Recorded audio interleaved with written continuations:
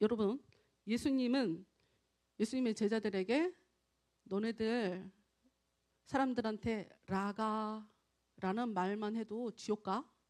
그게 무슨 얘기냐면 너 다른 사람들한테 함부로 멍충이라고 얘기하지 마. 그거 나쁜 말이야. 너 그럼 지옥 가는 거야. 너 혼나. 이렇게 얘기를 해놓고 예수님은 그렇게 제자들한테 가르쳐 놓고 예수님은 지도자들한테 가갖고 야이 멍멍이들아 이렇게 욕하신 분이에요.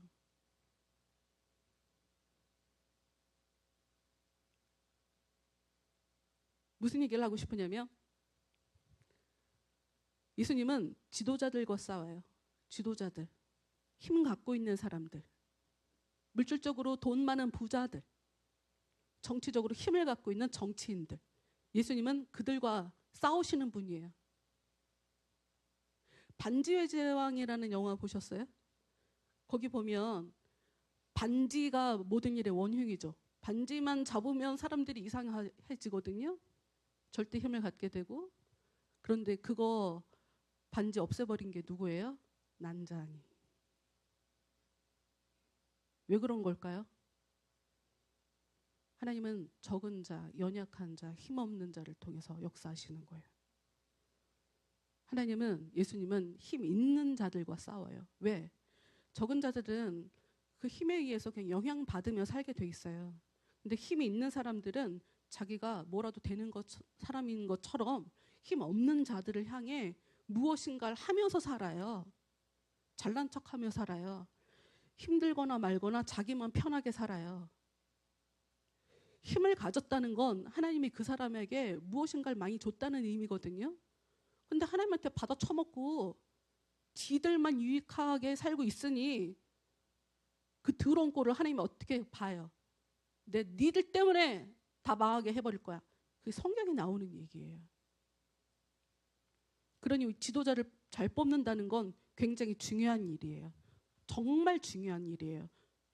저는 성경에서 우리가 지도자들이라는 것이 하나님이 볼 때 얼마나 대단한 사람들인지 그 사람들을 따라 망하기도 하고 안 망하기도 해요.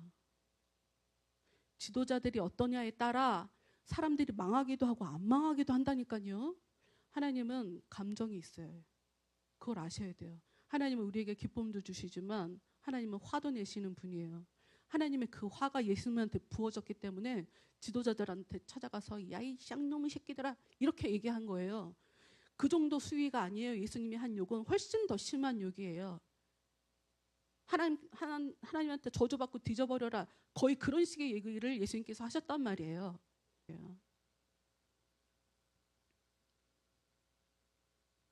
오늘 말씀을 보면 하나님 앞에서 완전하게 사는 삶. 완전이라는 단어를 들으면 어떠세요, 여러분? 완벽한 사람이 어딨어? 이 생각을 하게 되죠. 그러면 여러분들이 다른 사람을 볼 때 어머, 저 사람은 완벽주의자야. 저 사람은 잘하고 사는 것 같아. 혹시 이렇게 보여지는 그런 사람이 있어요? 우리는 두 가지 마음이 다 있답니다. 여기서 중요한 거. 완벽하게 사는 건 어려워요. 그런데 뭐가 문제냐? 하나님은 우리에게 완전한 삶을 원한다는 거예요. 그럼 이거 어떻게 해요? 우리는 인간으로서 완전한 삶을 살 수 없는데 하나님은 우리한테 완전한 삶을 원한다. 어떻게 해요? 신앙생활 다 못하겠네? 아무 의미 없네요. 하나님이 바라는 건 100점인데 우리는 아무리 열심히 노력을 해도 20점, 30점밖에 안 되는 거예요. 정확하게 얘기하면 빵점이에요. 우리 힘으로 할 수 있는 게 아무도 없거든요. 그럼 하나님이 원하는 100점에 못 미치니까 그럼 신앙생활 다 의미 없는 거게요? 그게 아니라 이 재밌는 것이 하나님은 계속 하나님의 은혜를 여러분에게 주어가면서 10점, 이번엔 좋아, 이번엔 10점이야, 한 번 더 해볼까? 좋아, 이제는 20점 이렇게 키워가시는 분이에요. 그런 차원을 얘기해요. 우리가 지난주에 우리가 한동안 지금 몇 달 동안 요한복음 말씀을 계속 봤어요. 그러다가 몇 주 전부터 포도나무 얘기를 봤죠. 포도나무. 우리가 예수님 앞에, 하나님 앞에 살아갈 때 하나님은 농부고 우리는 포도나무라는 거예요. 라고 하면서 하나님의 뜻대로, 다시요, 하나님이 농부이신 하나님이 포도나무한테 기대하는 건 뭐라고? 좋은 포도 열매. 그런데 좋은 포도 열매를 맺지 못하면 그 나무에게 하나님께서 어떤 일을 하시냐고요? 가지치기를 하신다. 우리는 전부 다 하나님 앞에 포도나무라고요. 그래서 우리를 통해 하나님께서 그 어떤 열매, 하나님께서 그 무엇인가를 여러분에게 원해서 하나님께서 원하시는 삶을 살 수 있도록 여러분의 삶에 무엇인가를 계속 끌어내는 일을 하신다라는 이야기를 하면서, 이 얘기가 참 어려운 얘기잖아요. 어려운 얘기잖아요. 이게 무슨 얘기야? 하나님이 나를 가지치게 하신다? 이게 무슨 얘기야? 그래서 이 얘기가 무슨 얘기인지를 알려고 우리가 지난주에 아브라함 이야기를 봤단 말이에요. 그러면서 좀 더 아브라함 얘기를 보려고, 아니 아브라함 얘기를 보려니까 처음부터 디테일하게 볼 게 너무 많은 거예요. 저는 너무나 재미있었지만 나는 재미있었으나 나 혼자고 나는 아는 게 좀 있으니까 그걸 바탕으로 재밌는데 여러분은 재미가 없잖아요. 어찌됐건 얘기해 봅시다. 어찌됐건 말씀, 창세기 17장 1절 말씀 다시 봅시다. 우린 지금 창세기 17장 말씀을 왜 본다고요? 예수님이 얘기하신 가지치기가 대체 어떤 의미일까? 하나님께서 포도 열매에게 원하시는 그 포도 열매를 맺게 하려고 삶에 가지치기를 한다는 것을 아브라함이 삶 속에서 겪었다는데, 대체 아브라함이 어떤 식으로 가지치기를 당했을까를 보려고 지금 창세기 17장 말씀을 보는 거예요. 17장 1절.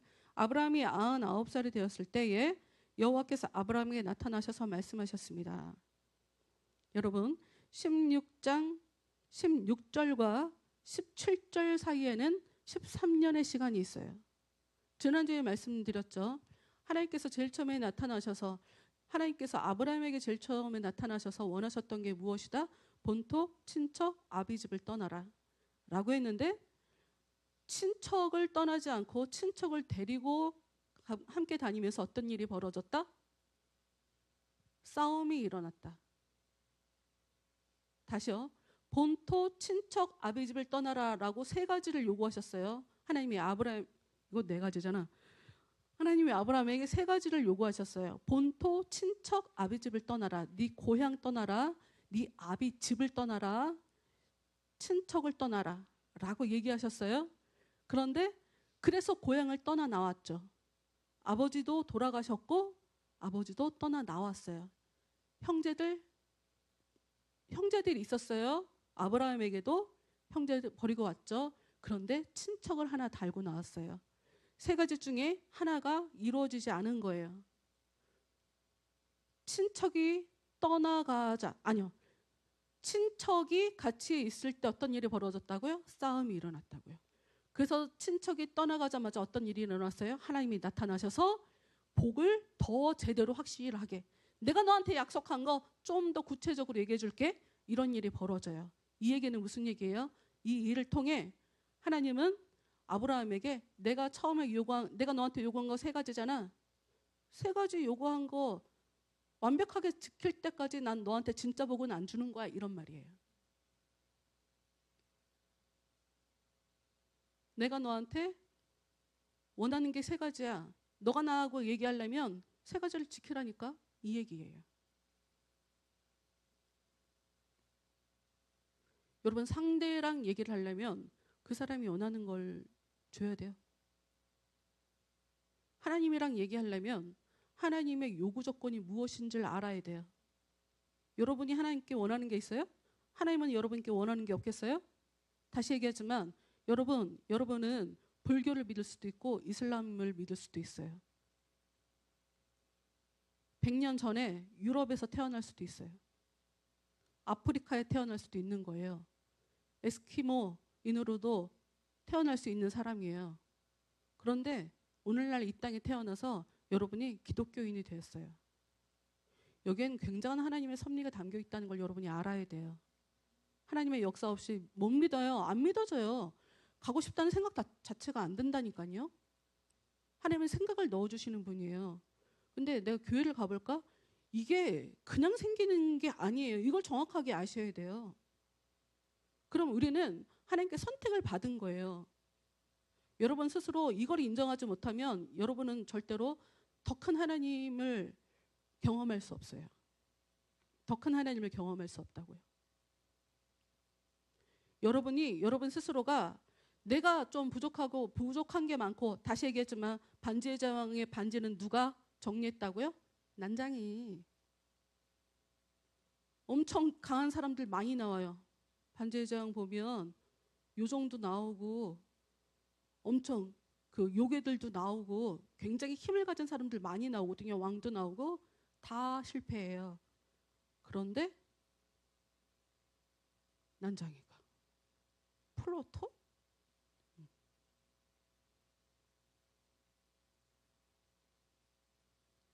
내가 세상에 볼 때 아무것도 아닌 사람처럼 보이고, 세상에 볼 때 뭐야, 무시할 만한 사람처럼 보이고, 그런다 할지라도 하나님은 나를 그렇게 생각 안 하시는구나를 여러분이 받아들이셔야 돼요.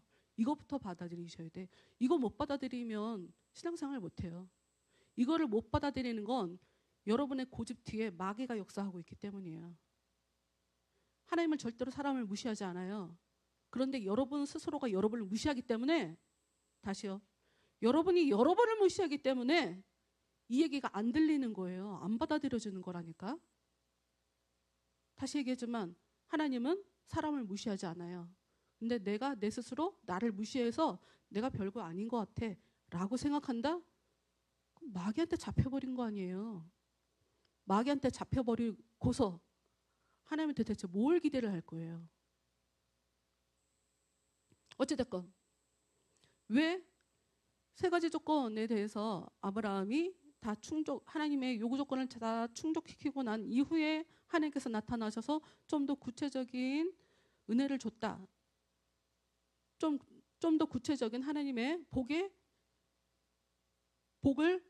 하나님께서 아브라함에게 주시려고 하는 복을 좀 더 구체적으로 가르쳐 주셨다라는 이야기를 왜 하냐면, 지금 이 상황도 비슷한 상황이기 때문이에요.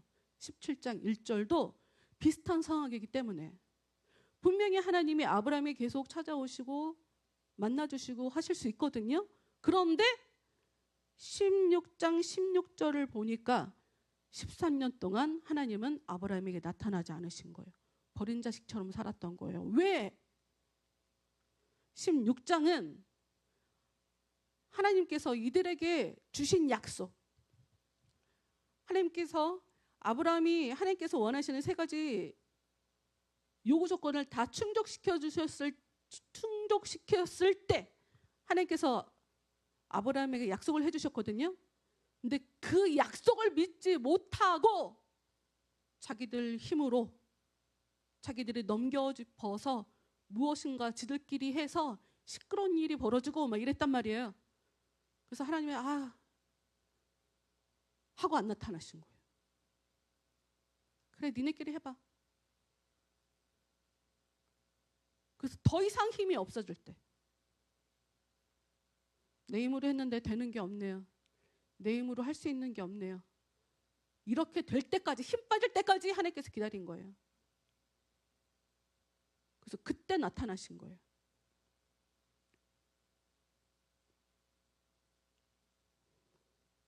(17장 1절) 다시 읽어볼게요. 아브라함이 99살이 되었을 때에 여호와께서 아브라함에게 나타나셔서 말씀하세요. 13년 만에 나타나신 하나님이 무엇라고 얘기하십니까? 나는 전능한 하나님이다. 내 말에 복종하며 올바르게 살아라. 여기에 오늘 설교 제목은 완전하게 사는 삶이라고 써 있는데, 이게 완전하다라고 하는 말과 똑같아요. 똑같은 말이에요. 근데 이제 완전하다라고 하는 걸 좀 일단 내려놓고 이제 쉬운 성경만 봅시다. 하나님이 원하시는 게 뭐였어요? 나는 전능한 하나님이다. 왜 하나님이 나타나셔서 13년 만에 처음 하신 말이 왜 전능한 하나님일까요? 나는 전능한 하나님이라고 왜 얘기했을까요? 16장은 하나님이 전능하지 않다고 생각한 사람들의 편견 때문에 일어난 일이에요. 하나님이 뭘 해? 못하셔. 못하시겠네. 아기를 주신다고 해놓고 바다에 모래를 셀 수 있으면 너네 자손도 수를 셀 수 있을 거야 라는 얘기를 하시거든요. 그 얘기가 무슨 얘기예요? 내가 너한테 자손을 바다의 모래알처럼 많이 줄게, 이 얘기거든요. 근데 그렇게 얘기만 해놓으시고 시간이 계속 흘러요. 나는 늙어가는데 그 사례가 먼저, 참 희한하죠. 사례가 먼저 남편한테 얘기를 한 거예요. 하나님이 자식을 안 주시려고 그러나 보다고. 여러분, 아담하고 이브 모습이 조금 보이죠? 여자가 먼저 흔들려요. 여자가 먼저. 어찌됐건 하나님은 아브라함을 중심으로 계속 만나주셨어요. 그동안. 사례가 아니라 아브라함 중심으로. 그러니 아브라함이 갖고 있는 믿음과 사례가 갖고 있는 믿음은 좀 다르겠죠. 하나님을 직접적으로 경험한 사람과 그 하나님의 그 남편의 얘기를 들은 아내는 믿음이 좀 다를 거예요. 근데 이 믿음이 약한 이 아내가 먼저 남편을 흔드는 거예요. 하나님이 애기 안 주시려나 보다고.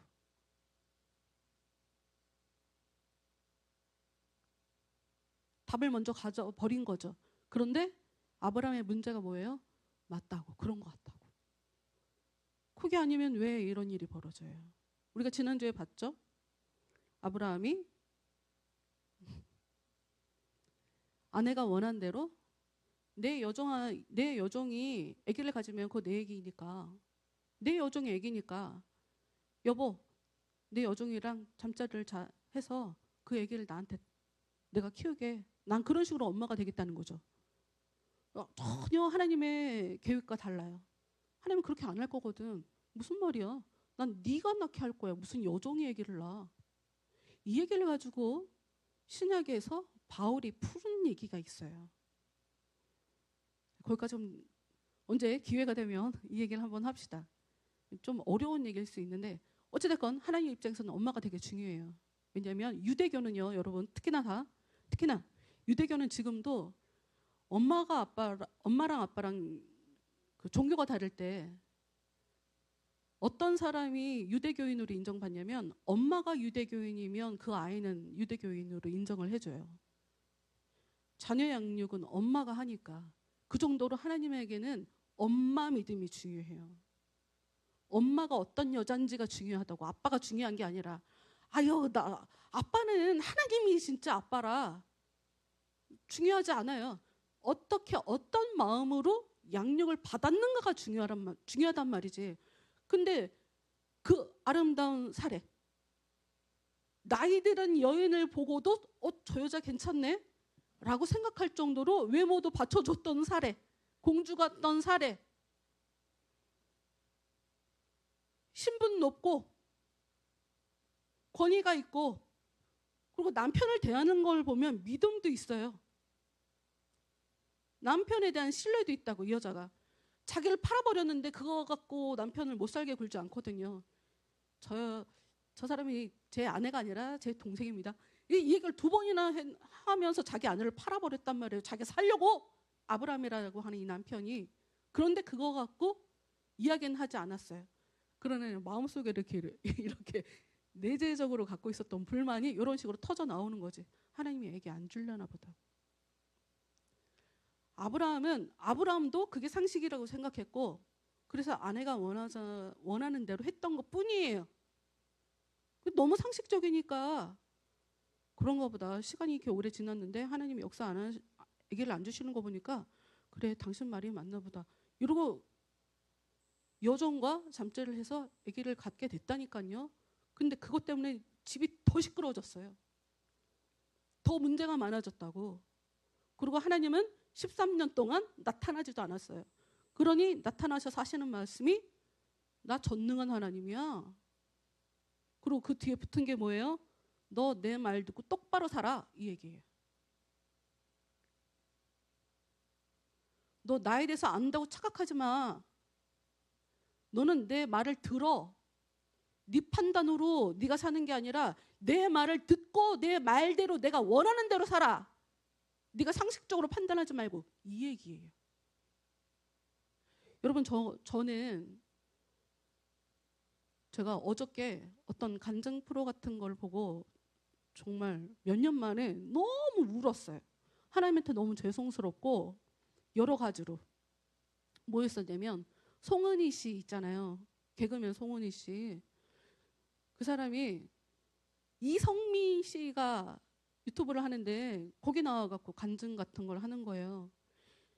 이제껏 간증 프로그램에서 굉장히 자기를 초대를 많이 했더라고요. 근데 안 나갔어. 일부러 안 나갔어요. 왜냐하면 나는 그냥 내 사는 이야기를 해야 하는 것뿐이고, 그리고 내 얘기를 통해서 하나님의 영광 받았으면 좋겠는데, 이 얘기가 자칫 송은이 대단하네, 송은이 대단하네 이렇게 들릴까 봐 그래서 자기가 일부러 안 나갔다는 거예요. 근데 저는요, 제가 그 범죄물 다루는 그런 프로를 굉장히 잘 보거든요. 용감한 형제들이라고 하는 프로를 송은이 씨가 진행을 했었어요. 저 사람 좀 안 나왔으면, 이 생각을 정말 많이 했어요. 근데 제가 너무 수치스럽더라고요. 하나님 앞에. 하나님, 제가 아무것도 모르고 하나님의 사람을, 하나님께서 저렇게 귀하게 여기시는 사람을 불편하게 여겼습니다. 너무 죄송합니다. 이러고 제가 얼마나 어저께 회개 기도를 많이 했는지 몰라요. 근데 이 얘기하는 족족 너무 은혜를 아는 사람이에요. 하나님이 그 삶에 너무 깊게 역사해 주시는 분이고, 그리고 그 이성미 씨도, 그리고 사실은 제가 처음 본 프로그램이었거든요. 그분이 간증하는 프로그램을 하는 것 자체를 몰랐었어요. 그런데 제가 너무 막 그 얘기를 듣는데, 목사라는 사람이 내가 너무 초라하다. 내가 너무 하나님 앞에 죄송스럽다.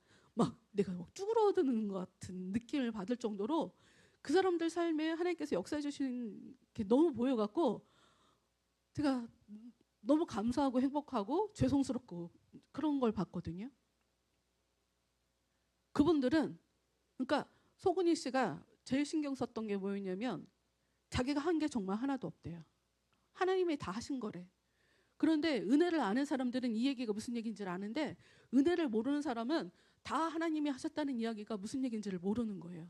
그래서 내가 아무것도 안 해도 하나님 혼자 다 하시는 걸로 생각을 해갖고 이런 거 하나 설명하기가 그게 너무 어려운 거지.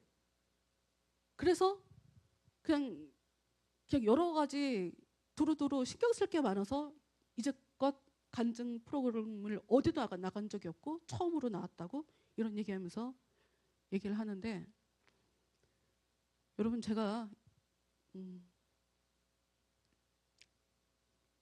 하나님은 전능하신 하나님이고 너는 상식적으로 내 이야기를 네 머리로 판단하지 마. 내가 다 해. 난 다 할 수 있어. 우린 이런 하나님을 믿고 있다는 것을 여러분이 아셨으면 좋겠어요. 그리고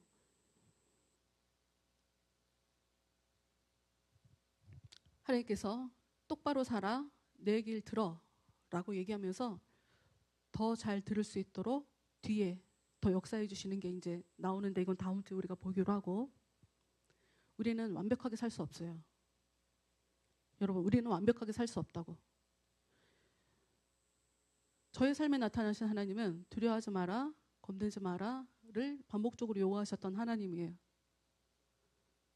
그럼 저는 제 삶에 어떤 일이 벌어질 거라고요? 제가 지난주에 이런 맥락을 말씀드렸는데, 그럼 내 삶은 앞으로 어떻게 전개해야 된다고? 두려워할 수밖에 없는 삶, 겁내게 되는 삶을 살게 될 거구나를 미리 눈치채면 좋은데, 그럼 미리 눈치채지 못하고 내가 겁이 많은가? 왜 하나님은 나한테 이 얘기만 계속 반복하시지? 라고 저는 제가 겁 많은 것도 몰랐어요. 하나님이 이야기를 하셨을 땐 이유가 있었을 텐데, 그런데 역시나 결혼 이후에 제 삶은 겁내고 두려워하고 걱정할 수밖에 없는 삶이 굉장히 많이 펼쳐지더라고요.